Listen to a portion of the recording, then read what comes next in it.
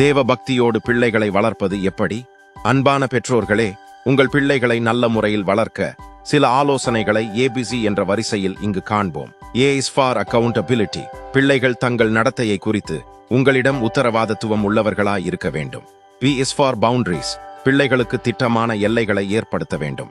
எல்லைகளை மீறும்போது ஏற்படும் விளைவுகளையும் தண்டனையையும் தெளிவுபடுத்த வேண்டும். C is for consistency. பெற்றோர்களாகிய நீங்கள் உங்கள் கொள்கையிலும் செயல்பாட்டிலும் மாற்றமில்லாதவர்களாக இருக்க வேண்டும். T is for discipline. குற்றத்திற்கு ஏற்ற தண்டனை கொடுக்க வேண்டும், ஆனால் கோபத்தில் அவர்களை சிட்சிக்க கூடாது. E is for example.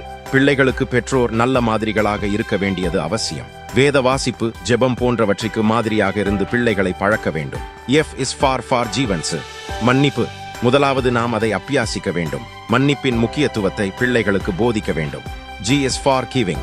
கொடுப்பதினால் உள்ள மகிழ்ச்சியை பிள்ளைகளுக்கு கற்றுக் கொடுக்க வேண்டும். குடும்பத்திற்கும் நண்பர்களுக்கும் கொடுப்பது மட்டுமல்லாமல் தேவையுள்ளவர்களுக்கும் கொடுக்க வேண்டும். A is for humor. உங்கள் பிள்ளைகளுடன் மனம் விட்டு சிரித்து மகிழுங்கள். I is for imagination. கற்பனை சக்தி உள்ளவர்களாயிருக்க வேண்டும். உங்கள் பிள்ளைகளோடு விளையாடுங்கள், அவர்களோடு கூட பாடுங்கள், வாசியுங்கள். J is for justice. நேர்மையாக நியாயமாக காரியங்களை நடப்பியுங்கள். உங்கள் பிள்ளைகளையும் நேர்மையாக இருக்க வற்புறுத்துங்கள். K is for knowing. உங்கள் பிள்ளைகளுடைய நண்பர்களையும் அவர்களுடைய பெற்றோர்களையும் உங்கள் பிள்ளைகளுடைய ஆசிரியர்களையும் அறிந்திருத்தல் வேண்டும். L is for listening. உங்கள் பிள்ளைகள் சொல்லுவதை கவனியுங்கள், அது மற்றவர்கள் சொல்லுவதை அவர்கள் கவனிக்கும்படி போதிக்கும். M is for morals. உங்கள் நல்நடத்தை சரியாக உள்ளதா என்பதில் கவனமாயிருக்க வேண்டும். N is for no. சில காரியங்களை செய்யக்கூடாது என்பதில் கண்டிப்பாக இருங்கள், செய்யாதிருப்பாயாக. O is for over reacting.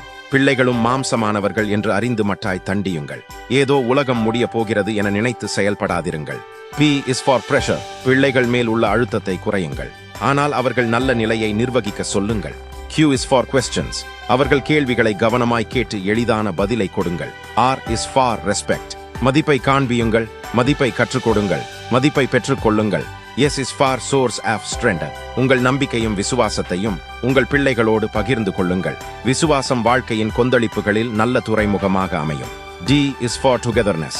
விசேஷமான நேரங்களில் எல்லோரும் ஒன்று சேர வேண்டும், ஆனால் எப்பொழுது பிள்ளைகள் தனியே செல்ல வேண்டும் என்பதை அறிய வேண்டும். U is for uniqueness. ஒவ்வொரு பிள்ளைகளுடைய ஒப்பற்ற தன்மையை புரிந்து கொள்ள வேண்டும். V is for voice. நாம் பேசும் வார்த்தைகளை விட நம்முடைய குரல் தொனி பல செய்திகளை பிள்ளைகளுக்கு தெரிவிக்கும். U is for words. உங்கள் வார்த்தைகளை காத்து கொள்ளுங்கள். நிறைவேற்றப்படாத வாக்குறுதிகள் நம்பிக்கையை இழக்க வைக்கும். X is for examine. தொடர்ச்சியாக பிள்ளைகளை கண்காணிக்க வேண்டும். Y is for you.